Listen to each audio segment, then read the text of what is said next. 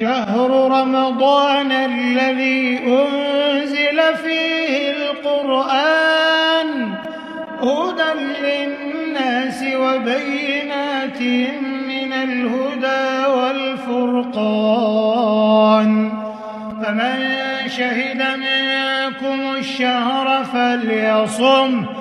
ومن كان مريضا أو على سفر فعدة من أيام أخر، يريد الله بكم اليسر ولا يريد بكم العسر، ولتكملوا العدة ولتكبروا الله على ما هداكم